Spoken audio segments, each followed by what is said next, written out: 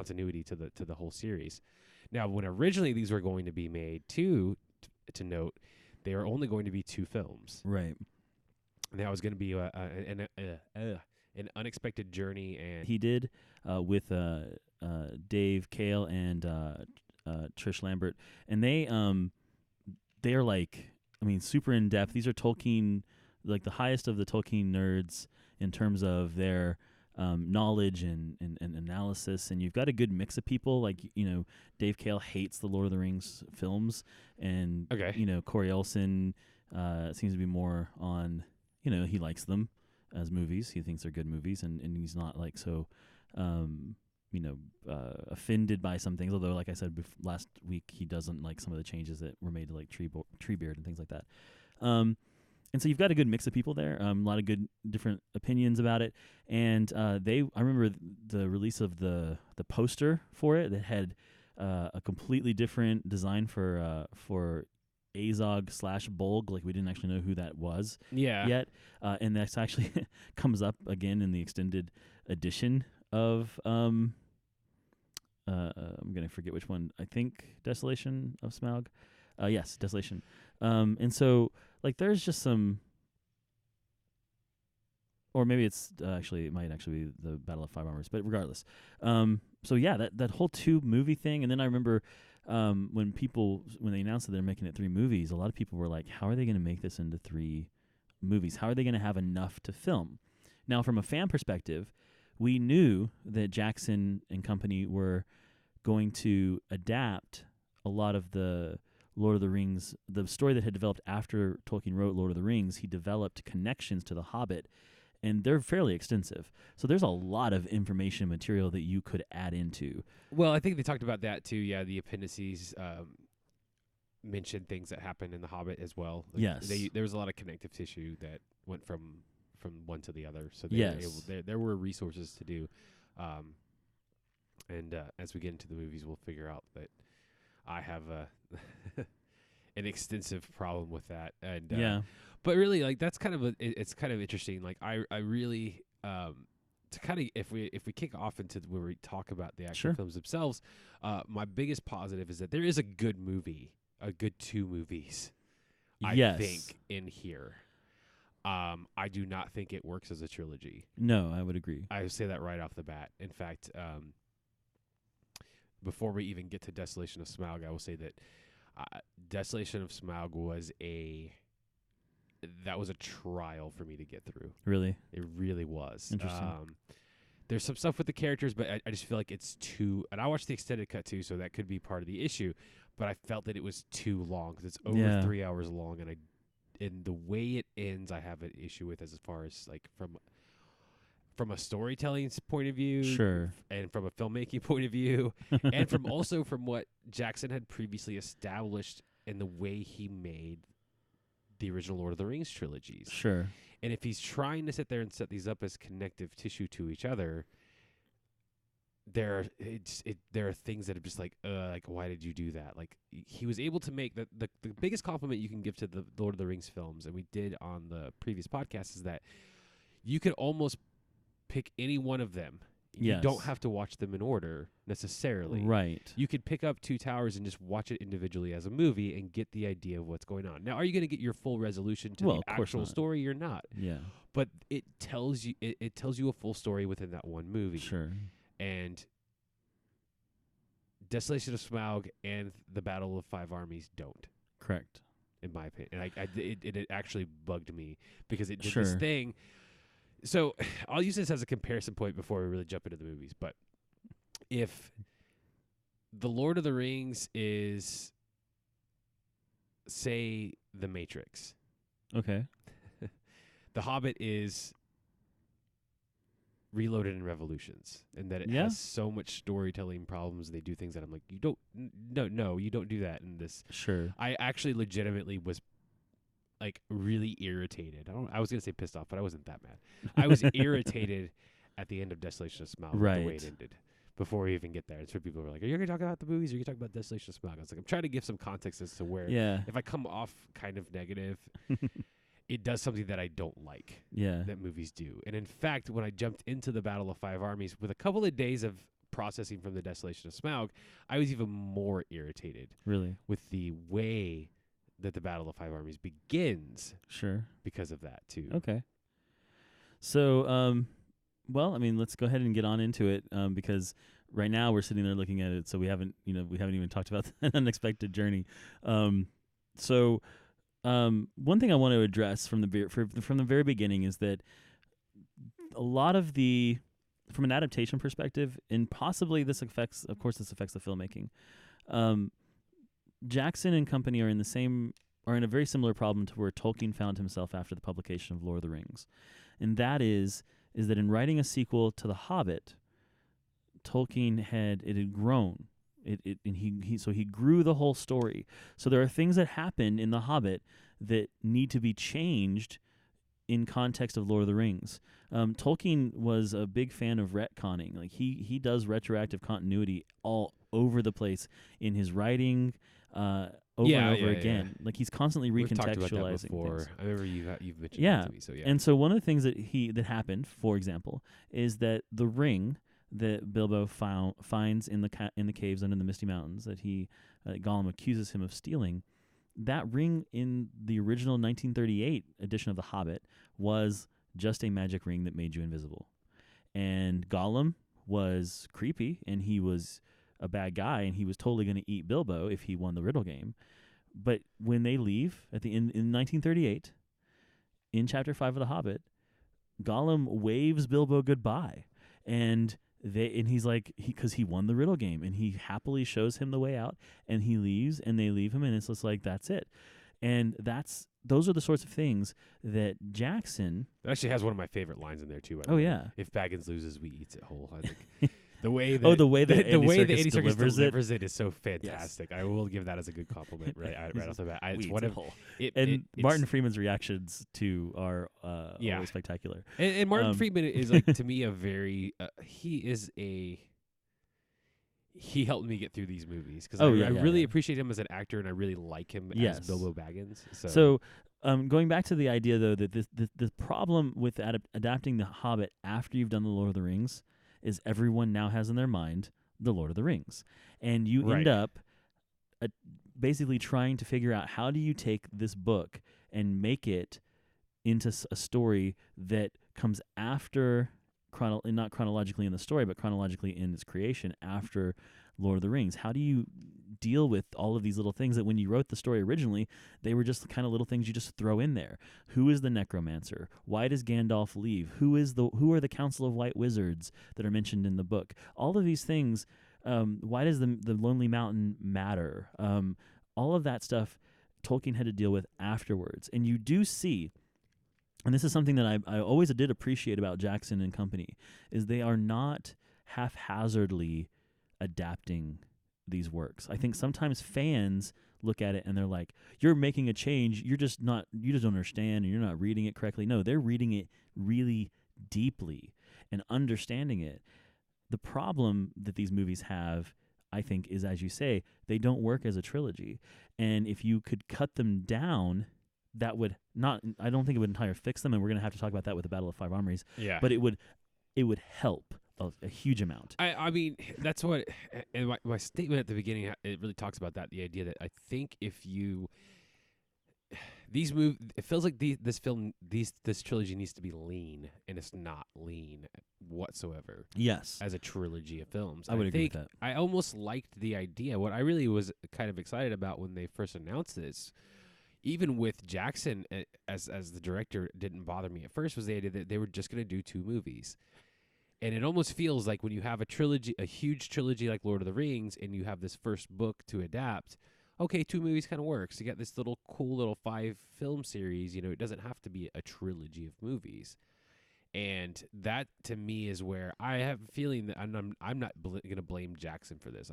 Sure. He deserves some lumps for agreeing to do it, but it's like, well, yeah. I really think Warner's was like, well, we did a trilogy. You guys did a trilogy with New Line, who's owned by Warner's, but we did a trilogy with Lord of the Rings. Why not do one for The Hobbit? Yes. I think purely from a financial standpoint, they were like, well, we got 3 movies. We'll make more bank that way. Yes. And that decision is going to then change the way that the story flows. And so looking at starting off again with an unexpected journey, like really looking at it.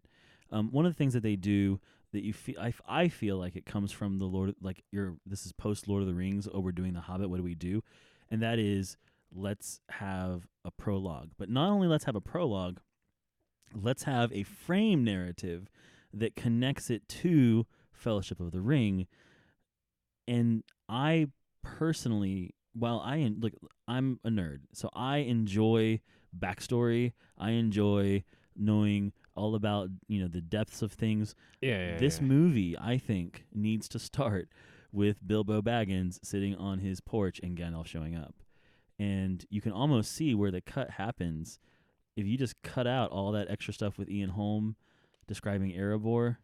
Yeah. Now you're beginning to kind of cut some of those things because you find out about all the stuff in the prologue. In the course of the movie. Yeah, I agree. I said, like, the opening prologue, my note was from Bilbo as Ian Holm, is a nice introductory and a callback, but that's what it really does serve as, just a callback to the previous trilogy. Yeah. And it's not that it's done badly. Yeah, but it essentially is, and this is something that I actually noticed, and I'll see what you think about this after we finish with talking about, at least with an unexpected journey. But yeah, no, essentially it's very much like Lord of the Rings in that this was like almost felt like a mandated prologue, or that because they felt the mandated prologue worked in Lord of the Rings, that they would do it here. So maybe it might not have been. Well, it doesn't matter who it comes from. What matters is that it feels like because Lord of the Rings has a prologue, this has to have a prologue. This has to have a prologue, yeah. And also, one of the things that prologue ends up doing, and this you can see the effects of this all the way through all three movies, is it overemphasizes the importance of the Lonely Mountain and of King Thror. Like they have this whole thing where, yes, the Arkenstone was important to Thorin, and one thing I will give Jackson and company credit for is that they figure out why it's important, because Tolkien doesn't address that at all. Like you don't understand why is the Arkenstone so important, apart from the fact that it's like the most beautiful jewel in the Horde. Yeah, what is it they say in the movie? Basically, it'll help him be taken seriously to unite the other elf, and that part's fine. The other dwarf families. Yeah, and that part's fine. Yeah, but the fact that they then have Thranduil coming to King Thror and they say do homage to him, that doesn't make any sense at all in the context of these movies. King Thror was king of the Lonely Mountain. He was the most important of the dwarf lords. He was the remnant of the House of Durin, which is the oldest and the most important of the dwarven houses. He's already an important guy. You don't have to then make him even more important. And I think this is a result of making The Hobbit after Lord of the Rings, is they keep feeling like they have to match, or even in some cases one up, Lord of the Rings, and that's just a mistake. Yeah, and that's actually a note that I made. Let me see if I can find it in my notes real quick. Yeah, it's it feels like they tried to mirror the editing and pacing of Fellowship of the Ring. Yes. With Unexpected Party. Oh yeah. Or I keep wanting to call it. I kept writing down an Unexpected Party as an unexpected journey. Yes, an Unexpected Party is the first chapter. That's probably why I keep thinking that, is because I know that's the title of the first chapter. Yeah. But yeah, they do a lot of that throughout the whole movie, where there's little mirror images of this stuff, and they try to set up Thorin almost like an Aragorn type of character. Thorin. It's a Thorin, yeah. Okay, yeah, Thorin. Okay, good. Yeah, I don't pronounce things right. They try to set him up as this Aragorn type character. Yes. Here's my number one issue with the way that Thorin's portrayed throughout the whole trilogy. I don't like him, and I don't care about why he needs to do these things. Interesting. He seems like my note was a little bit more crude, but it was like he comes up like a jerk. He comes up like a jerk to Bilbo. He comes up like a jerk to everybody else, and I'm like, the whole time I'm sitting here going I don't care about what you need or what you want, unlike Aragorn, because I don't care about you as a character. I guess that's fair. The funny thing about it is he's less of a jerk in this movie than he is in the book. Okay, so maybe obviously maybe they might have they're trying to humanize him. That was something that I really that really kind of spoke to me and bothered me, was because I really did. They try to do all these things in the films throughout the whole films, and even from the minute you meet him, it's like they're trying to give you this character that's like Aragorn and that you're going to sympathize with him. Sure. Yet everything that he says, everything that he does, he's a jerk. Yeah. Well, okay, so in the from the book standpoint, Thorin is convinced of his own importance. Okay. Like he even like mentions that. Now, this is not a this is definitely not a Jackson thing. This is fundamental to the story. Uh-huh. And I would argue, this goes back to conversations we've had before, that I don't have to like the character in order to be interested in the story. Right. And so I guess to me, like this is a story that I've read multiple times, and that never even like occurred to me. Like, oh, why should I like Thorin? Because Thorin isn't who you're supposed to like. You're supposed to like Bilbo. Oh no, that totally works, because that's totally the character that you end up, especially for me, that I ended up really kind of he was what got me through the movies. Yes. Was that I really really love Bilbo, and I love, like I said, I love the way Martin so Freeman portrays him. I love that story of him. But what it ended up becoming was every time Thorin or the dwarves were not interacting with Bilbo, I didn't care. And I think that's a good that's a fair argument. One thing I would say, I felt more engrossed with stuff with Bilbo or Gandalf. Yes, and one thing I would say is that when this whole movie trilogy, that they've been accused of this, and I think this is fair, and it's part of, again, the Lord of the Ringsification of this, is they keep moving focus to things that are these big epic parts of it, when the story itself really is supposed to be the story of Bilbo Baggins and his becoming a hero. Yeah. And I really think if they had stuck to that as your yes. main narrative thread, Yes. it would have worked. Yeah. Really, really Now- well. Because like I said, every time I was engaged with with Bilbo and even with Gandalf, because it's Ian Holm and he's awesome as Gandalf. Sure. Or Ian McKellen. Yeah, Ian McKellen. I said Ian Holm. That's okay. Bilbo. A lot of Ians. Makes it. So Ian McKellen as Gandalf, every time that they were doing things, I was really interested in what was going on. There's only one particular scene in which I was like, boring. Sure. And I'll talk about that one here in a bit, because it's in an unexpected journey. But Sure. yeah, no, like they do a lot with the dwarves throughout all three movies, and I felt throughout the whole thing that I did not care about any of them. Okay.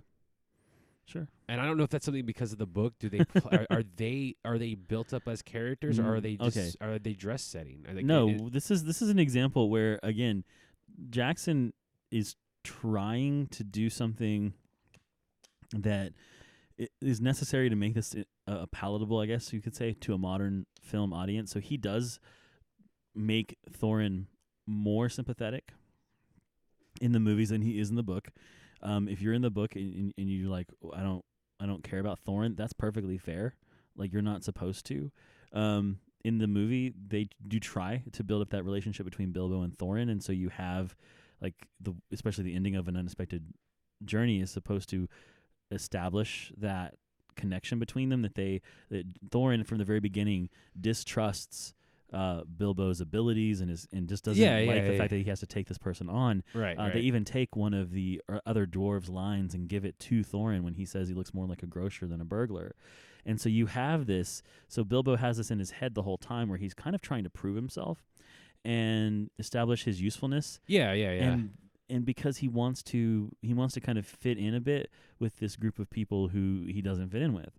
And so then at the end of the movie, he's made himself useful, and he's done things that amaze them, and they're now impressed with him, and that scene to me it always works. Yeah. So I guess coming from a book perspective, I guess they make Thorin to me sympathetic enough that I enjoy him. I enjoy Richard Armitage's performance. Yeah. And I think the dwarves themselves, the dwarves in the book, the only thing differentiating them from each other are the fact that they are wearing different colored hoods. Yeah. They are not separate characters besides Thorin, Balin, and I think the only other one who has a line is Glowin, who says the grocer line.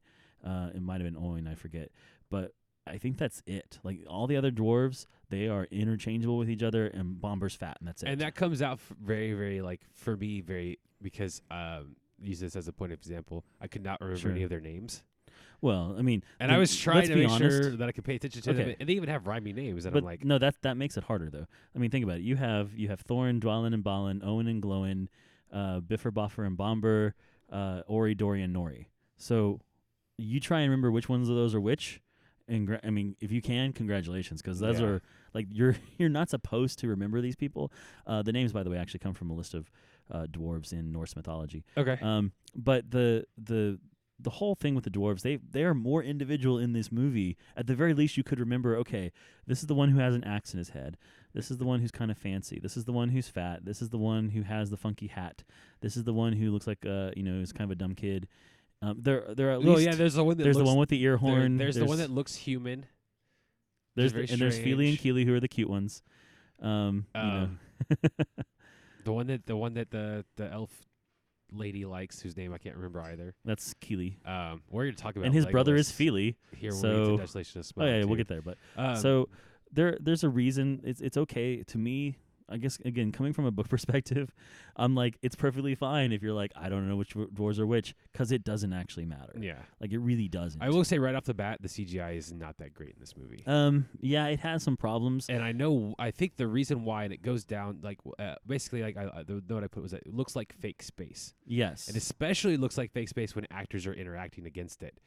It looks like an actor inserted into a frame. It does something that I can't stand, that it's very evident in the Star Wars prequels, for example, and that you can tell that the character is standing against a green screen backdrop. Yes. And which annoys me even more, considering how well done CGI was done almost 10 years before with Lord of the Rings. Yeah. And we've jumped enough in technology, and you would think that it would look better. And it doesn't. Yes. You would the other thing that bothers me too is like when they're using those scenes is the lighting. Now this movie had the same DP as Lord of the Rings. Sure. Andrew Lesney, rest in peace. He died last year. Yeah. He was the same. He was the DP on all 6 movies. Yeah. I was going to ask you: do you think the considerable dip in qualities they use the red for these 3 movies? Okay. They did not shoot on film. I mean, I think that. Well, and that's funny because you would think, I guess common sense would seem to dictate that if you film in digital, it should be easier to add digital things to your movie. And they did film on the red, and they're trying something new. And we haven't really. I can't talk about the 48 frames per second in terms of but actually, I don't even think the movie goes. I think I talked to you about when we saw this. We saw the first movie theatrically. I went and saw it with you. No, we saw it in standard. And we saw it in standard, but I remember having an issue with some of the way things looked. Watching it again, when it's shot naturally and they're using it on natural sets, it looks great. Yes. It looks just like Lord of the Rings in terms of style and tone. And so it works. It's only when they're using these huge digital backdrops. Yeah, I don't have a good explanation for why. I was just curious to see if you noticed that too. I did notice it. Really, really bothered me when I was some of the things that you do notice, for example, are obviously Azog, and I think they did fix him later. He looks better later on. Okay, it's weird, but he looks terrible in an Unexpected Journey. Yeah, in Unexpected Journey, he does on not Weathertop especially. He looks really bad. He looks really fake. It does improve in the next 2 movies. I will say that. There's a notice. He still looks like a digital character. Yeah. But there's a noticeable marking, like kind of trying to like almost dirty him up. Yes. There's a little bit more fluid movement. In the first movie, he looks like he's just smooth in the face. Yeah. And it looks like they added like some quality, some cracks. Like there's a little bit of skin texture that wasn't in the first movie. And so he looks pretty terrible. Radagast's bunny sled, where he's leading them in a chase. My little note is digital rabbits. What WTF? Yeah, because it looks really bad. Oh, there's the sled itself kind of floats and kind of slides. It doesn't glide the way a sled should glide. Yeah. And then you also there's a particular like close shot of Sylvester McCoy's Radagast on the sled that is like the fakest of the fake. Yes. And I think what's interesting about some of those digital things that do look terrible, is that almost all of them, when they do look terrible, they're also completely unnecessary. And so Okay. you have like that whole chase sequence. Like, first of all, okay, so maybe Radagast, he's not the most reliable of people, but if you're trying to create a diversion, shouldn't you just lead them directly away from the people Yeah. and not keep coming back toward them all the time? Okay. So that you're also, I didn't even at least catch I that found either, myself. So I was actually kind of confused as to where, Right. like what he was really doing. Well, he was supposed to be a diversion. He's supposed to be leading them away, and he ends up leading them constantly back towards, so that they keep having to like go a different direction. That's interesting. And it doesn't make any sense until Gandalf finds the secret entrance. Here's the sad thing: is like I love Sylvester McCoy's. I actually like this character. Sure. I almost feel like you could almost cut him out. Oh, I've seen it with him cut out, and it doesn't change anything. Yeah, because that was something that I was kind of really looking forward to. I like the idea of having this other Right. sort of like character here that's somebody sort of like Gandalf or Saruman, for example. And I was really kind of excited about it again. I remember seeing I felt like I liked him when I saw the theatrical cut, and when I still like the character. And what I did realize too, the number matter. one thing I realized is that, especially for all three movies, I don't really necessarily know that they needed extended cuts for these. Oh well, yeah, the extended cuts on these don't. In most cases, well, there are a few parts where they add something that should have been in the theatrical cut. Yeah. Specifically, like in the Battle of Five Armies, the death of not the death of Thorin, but the funeral of Thorin, and the fact that Dane becomes king, that needed to be in the movie. Okay, yeah, that's fine. Well, I'm telling you, that's not in the. What I'm saying is that's not in the theatrical cut. Weird. The one that I actually really want to watch theatrical cut wise is Desolation of Smaug, but we'll get there when we talked about. Oh, I've got it, and you can take it home. Because it's like. But I'm more curious to see if maybe I'll like the theatrical cut of that movie version more than the extended cut, because I had a lot of issues with it. Yeah. But what you see going on here, and oftentimes what's being added, they're doing the things to connect it back to make this. They're trying to connect it to Lord of the Rings. They're also trying to up the stakes constantly, which is all Azog is there for. Azog is there to provide a reason for them to keep moving, but they already have a reason to keep moving, which is that they have to get to the mountain by Durin's Day. Right. So if they don't get to the mountain by Durin's Day, then they're out of luck. So they already have that reason, and they don't need somebody chasing them the entire time to get them there. And that's what I kind of use that. What bothered me is in typical movie fashion, who's the villain? Because they've set up that they're gonna have this threat when they get to the Lonely Mountain with Smaug. Sure. I keep wanting to say Smaug. Really, I think it's just Smaug, but I'm like Smaug. No, Smaug is correct. I just like the way it rolls off my tongue. Yeah. Smaug is like the way he's set up. You would think he's the main threat. Let me say that right off the bat before we get into the other two movies.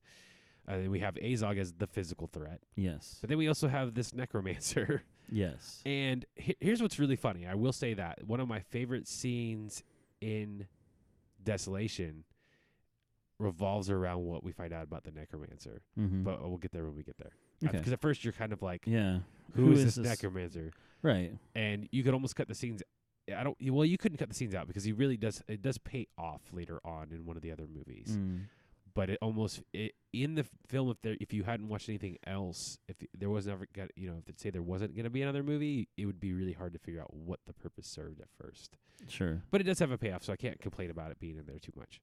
Yeah. I'm trying to see what I have here. Oh, the Stone Giant sequence. That's another one. Speaking again of the CGI, it doesn't really matter, but what really is problematic of that one is it just kind of is there to be there, and it kind of extends things. And again, you have them. Yes. Let's add more. Add more stakes. I put that note too. That's kind of what something that really kind of kept bothering me as well, was that it felt like there's things that keep getting in their way. Yes, and that's don't serve.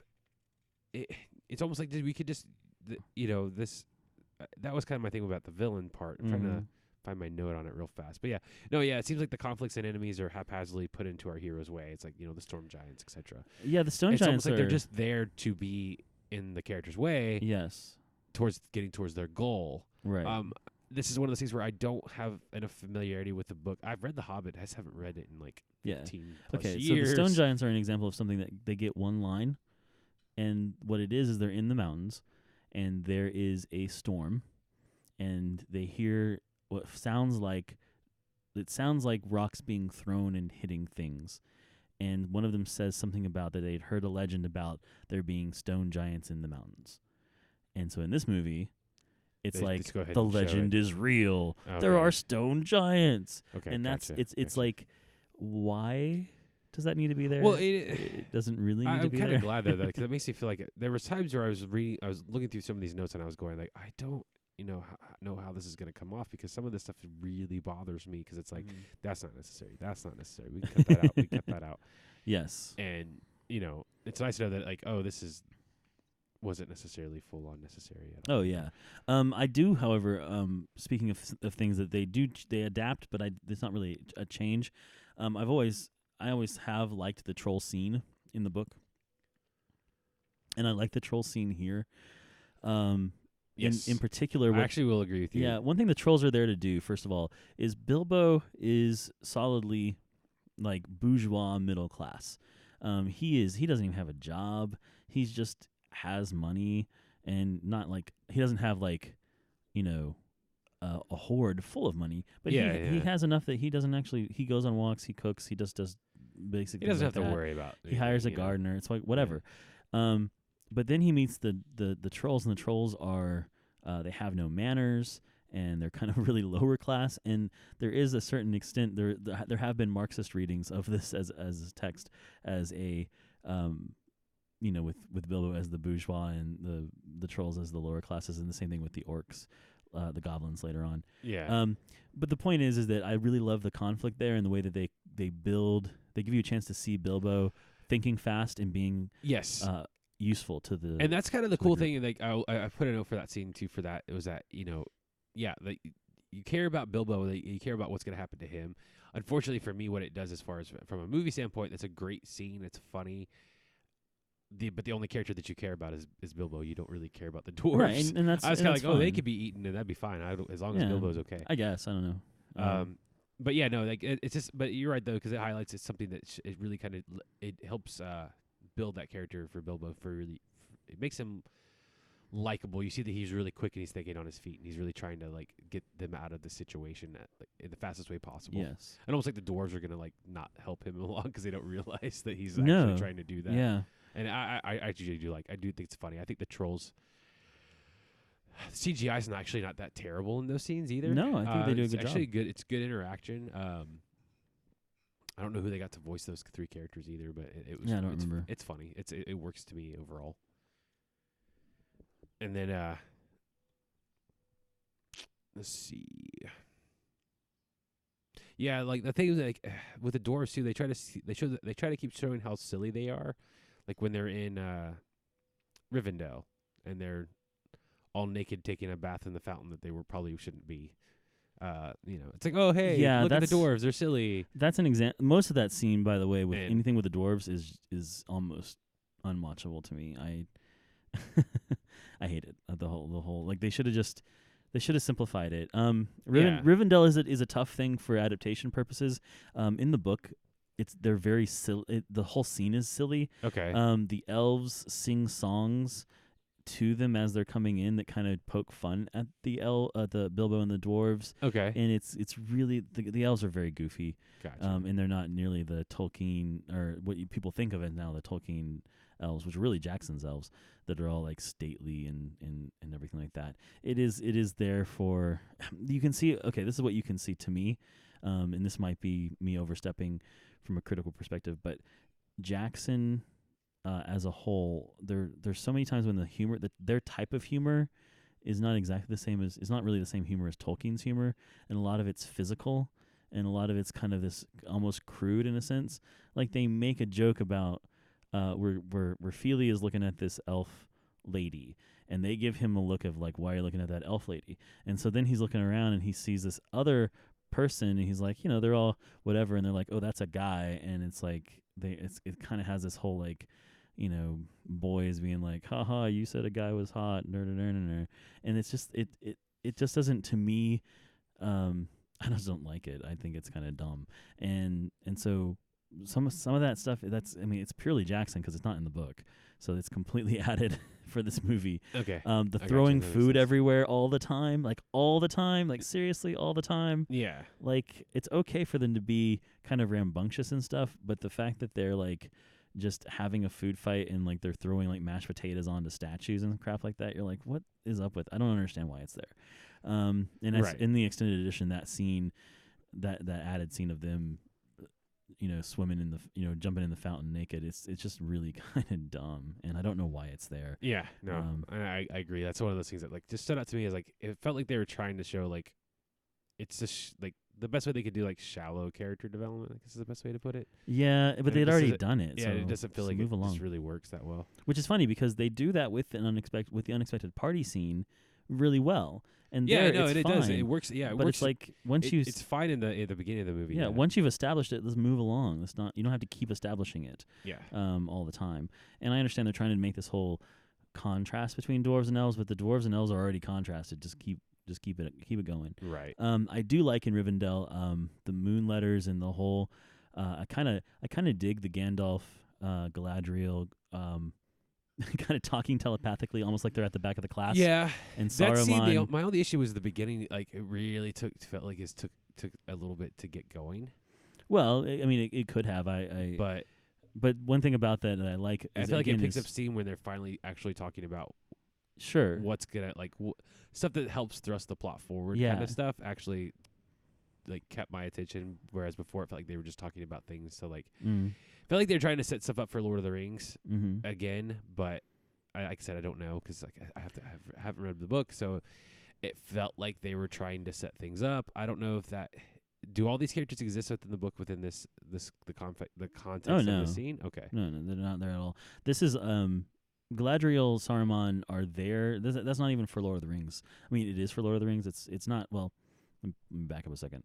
What they're doing is they're they're saying, "Hey, remember these characters? You like these in Lord of the Rings, right? So let's have them in our movie." Okay. But then we also have a fundamental issue, and that is in the book, Gandalf leaves. And he leaves because if you have a wizard all around you all the time, why don't you just get out of all these problems with wizard, right? Just use wizard. That's your Well, goal. that's something that I also had an issue with, especially like it seemed like Gandalf pops up. Yes, whenever because they he's a need him. wizard. Yeah. And that's and in the book he does that too. Like it's a complete like if people don't like that, whatever, that's whatever. Yeah. He's a wizard. He comes and goes as he please. And now if you choose to accept that, that's fine. Or don't accept it, that's fine. But the problem is you have to get him out of there. Otherwise, Bilbo has nothing to do. If you take Gandalf away, now Bilbo has to use his resources to solve problems, and that's what makes Which him a is hero. fine. But there's elements Well, where it seems right, like but let's get the point is that's why the necromancer exists. The necromancer exists from a book standpoint, from a fiction standpoint, in order to get Gandalf to go away, okay. so that the dwarves can go through Mirkwood by themselves. Because if they have Gandalf leading them, then Gandalf leads them on the path, and they get out the other end with nothing happening. Yeah. So he leaves. Now he comes back and he says, "Why did he leave?" Well, he left because he had to go get rid of the necromancer. So he went to the council. He leaves to go to the Council of the White Wizards, is all they call it. And then they decide to go get rid of the necromancer, and then he shows back up in right before the Battle of Five Armies. And that actually didn't bother me that right. much. So